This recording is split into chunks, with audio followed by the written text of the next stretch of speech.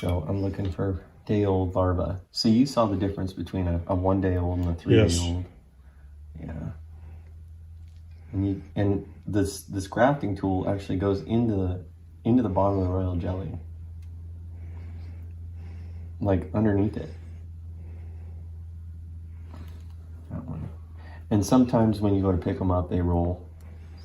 So in that case, you just abandon it and go on to the next one, because they drown. They drown if they get rolled. Okay. They have a little flap on the side of their head that they breathe out of when they're sitting in royal jelly. And if they get rolled, when you pick them up, then they'll drown when you go to set them down. They'll drown in the royal jelly.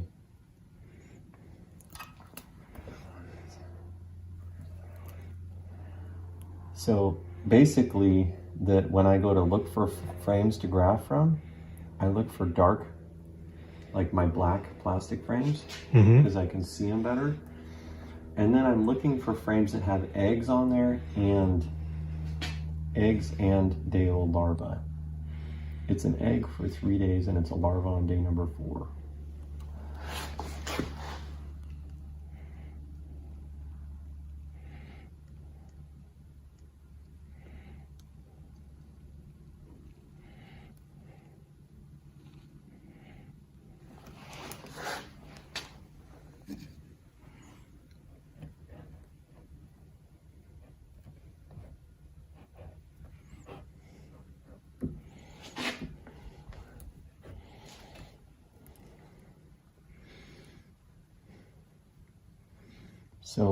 So you saw the final result on that one.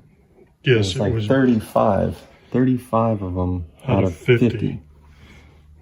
They only will accept the ones that are laying correctly in the bottom of this. It was actually 38 out of 50, but if you want to give yourself a 38 out of 50. Yeah, it was 38. It wasn't 35. So that means I set 38 down correctly. Yes. In the bottom there. Yes. So otherwise, if you roll it, they just automatically decline to accept it, and they won't even start the cell because it'll die right off the bat. So the microscope makes everything so much easier. I mean, I was doing this. You were doing this just by eyeballing it? Yep. Dude. With a flashlight. I have a one of those LED flashlights. Yeah. Like a little teeny. Here it is, right here. I was doing it with this and this. This is a 50X. Okay. Yeah. For years. For probably 4 years, like that. Yeah. Microscopes are expensive. So this one cost me $800. $800 setup. With the lights and the LED bar and all that stuff.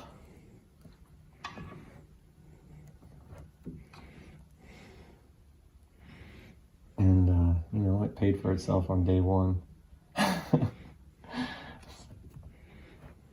Makes it so much easier.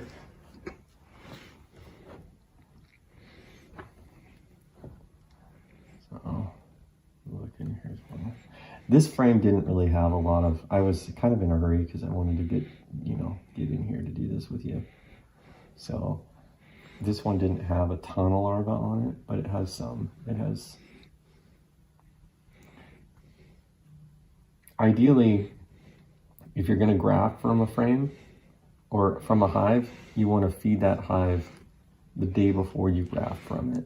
So can you explain why, again, why you're using day-old larvae? So if you look at this calendar, the day one is actually the day that I'm grafting is day number so 3 days that she lays the egg. It's 3 days old on day number 4. It's 4 days old on this day. That's the day that I graft. Right. If you get 2 day old larva, you're actually getting it the next day. And look at this, there's 1, 2, 3, 4, 5, 6 days before it's capped, right? Right. From the first day that it's a larva to the 6th day that it's a larva. On this day, it's capped. if you get it when it's a day or two older, there's 2 days there that it didn't get the nutrients that it needed before it was capped. So that's 20% of its life prior to being capped that it didn't get the nutrition. So every day that goes by after the first day is 20% less quality. So the queens become worse and worse. Okay. So also, like when you do a walkaway split, they're using any viable larva that's in this area. So on some of the YouTube videos you out there, they say, oh, well, you should always squash the ones that were capped first, right, on walkaway splits. And it's because those ones that were capped first are the ones that are 2 days old when they started feeding it. Okay. You know what I'm saying? Yeah. Yeah. Anyways. So there you go. And that's why you should buy your queens from Stanwood Bee Company. Yeah, I go through a lot of effort to try and get the very best larva and make the best queens with the highest nutritional value, because it just makes all the difference in the hive at the end of the year. You know, you can see the difference. A queen that's not as good will still look like a queen. It's just not going to lay as many eggs, and it's not going to last as long, and it's not going to lay eggs as fast. And these queens are going to be in they're like next year's nukes, right? Yep. The ones that you're selling the nukes next year. Yep, that's right. So I make all my queens in June, July, August, all the way into September, because that's the highest drone population. When you buy a package, you're getting a queen that was made in April or March from California. And those queens, that's the lowest time that there's actually drones out there. So right now there's an abundance of drones. So these queens will do way better than those queens. Right. And that's why those packages and stuff will supersede, which is yep, kind of like what I had on one of my packages that I bought this year.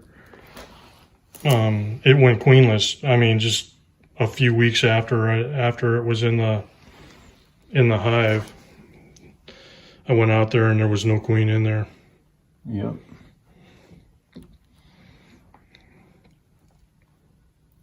They pretty much run out of viable eggs pretty quickly, and that's the whole reason why they're getting superseded. It's because the sperm that comes from the drones is supposed to last them their lifetime, and if they only mate with 1 or 2 drones, then they don't have enough sperm to go the extra mile.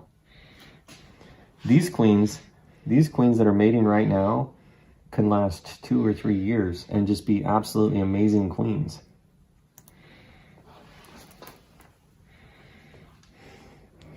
And this is another reason why, if you have a small bee yard, you shouldn't really attempt to do a walkaway split in a small bee yard, 1 or 2 hives, because you just don't have the drone population to mate the queen properly. Yep. In my yard, there's 400 full-size, double-deep colonies. There's a huge amount of drone population. So when I make my nukes, I give them the best. I give them the best queens, and I also make my nukes with 3 frames of brood at the time that I'm making the queens. So that way, when she comes back, she has a huge entourage of baby bees to help her build her colony. That helps. And what would be the minimum amount? 1 frame. I'd say 1 frame of brood. Of colonies in a bee yard for there to be somewhat successful. I started with 20 full-size colonies, and I was able to make pretty good queens. Okay. And I think that the queens have gotten better and better over the years. I think you can do it with less, but you're just, they're not going to be as good. So if you have 1 or 2, I wouldn't even attempt it. I think you're wasting your time.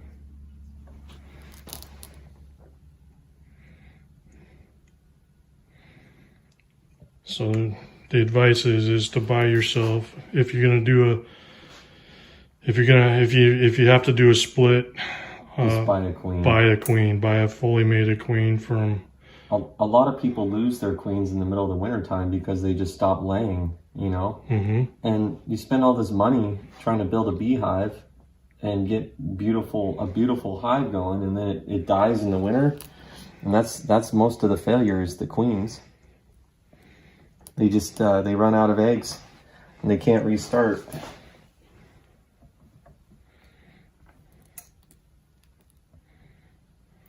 I've had a lot of beekeepers that have never overwintered hives. Like every year for 5 years, they never overwintered a hive. And then they come and they buy my beehive and it overwinters on the first year, and they're just like, this is a totally different experience. Yeah, and that's why I was here on April 1st, and he had people coming to buy his bees from Idaho, from Mount Rainier, Oregon, coming from across the Puget Sound over there on the Olympic Peninsula. I mean, it was just it was pretty cool to see, you know. I beautiful chaos. Blown away. Yeah. It just blows my mind. And I delivered bees all the way down to Medford, Oregon and back, and over to Coeur d'Alene every week, a load of bees. And I felt like there was nobody else selling as many bees, or the bees just weren't available. And the wildfires up and down the West Coast have decimated the beehive populations. So a lot of people bought hives just to restart because of the loss from the wildfires. Yeah, we haven't had too much This year. smoke this year. Yeah. I probably just jinxed it.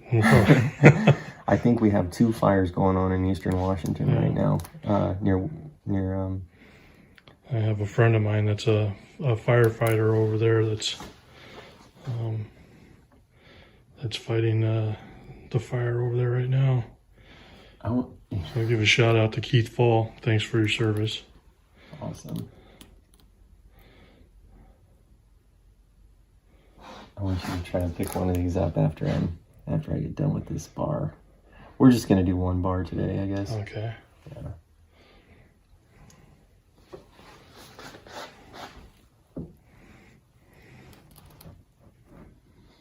I'm just looking for the smallest larva, and you can tell really easy under the microscope which ones are a day old and which ones are 2 days old and beyond, because they just get bigger and bigger and bigger. They fill up the whole cell. And the ones that you want are the ones right next to the eggs. And the eggs look like a grain of rice. A very small grain of rice. Yeah. Yeah, don't get in there and think that it's going to be the size of a grain of rice. It's going to be a very small grain of rice. It's got the shape of a grain of rice, yes. And it's standing vertically off the bottom of the cell.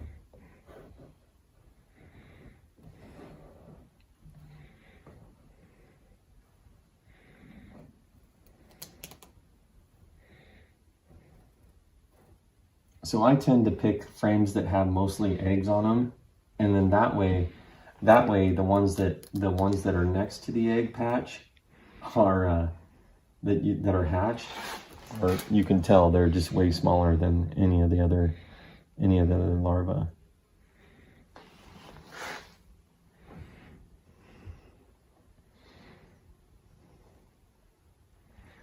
After a while, you know exactly what you're looking for once you've done this a few times.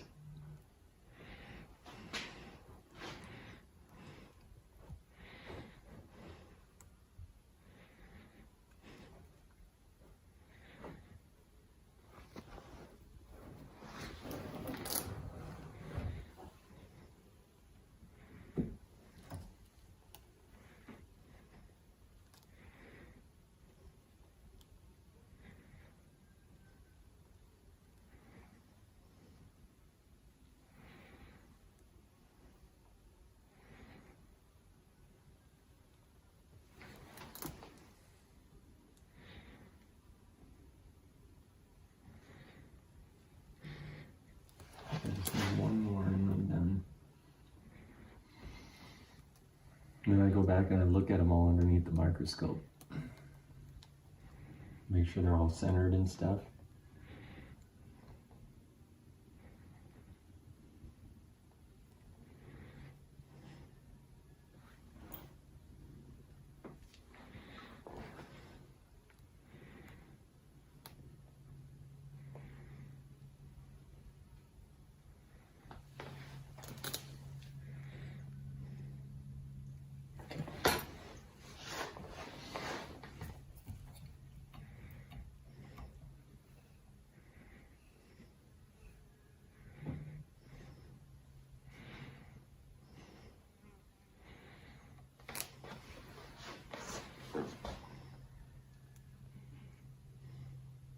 Sometimes they don't come off the tool until you touch the sidewall with them, and then they'll come off. This one needs one.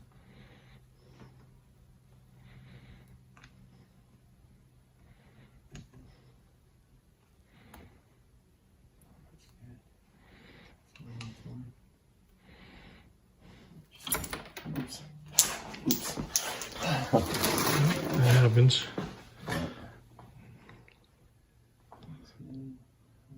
This one's got two in there. I accidentally put two of them in there. Pull one out, and I'll put it back in this other one over here. Or actually, I'll just throw it away. It's good. Good. Good. Okay.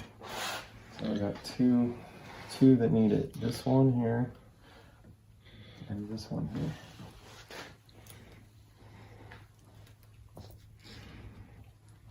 And this is like proofreading your homework before you turn it in. Exactly. It is. And the cool thing is I could never do that before without the microscope. Right. I could never really see them. I could never see them good enough to verify.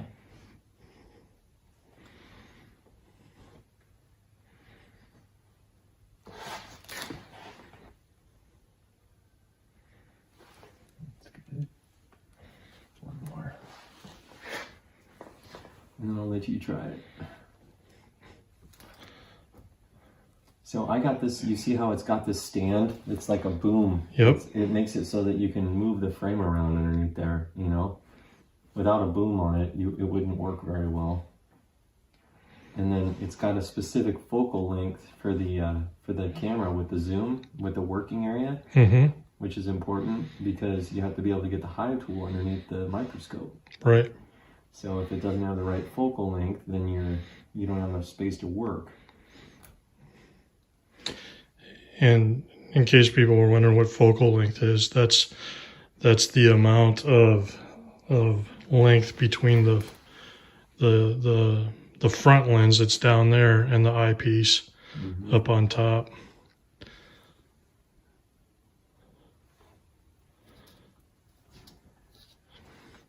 And it has something to do also with lights. If you got telescopes, you'll know what focal length is all about. So once I get done with making all these grafts, I just take a wet paper towel and I throw them over them until we put them into like a warm wet paper towel, like that, just to keep them alive and not dried out. Okay. And they're good to go. Those are ready to throw in that colony in one of those swarm boxes. Okay. Well, this is Grafting Queens at Stanwood Bee Company. Tim, you got any last words? Thanks for watching the video, and if you're interested in my bees, check out my website at www.stanwoodbeeco.com. Thank you. And get the best queens you can buy. There's queens and nukes available on there still. All right, over and out. Bye. Thanks for watching.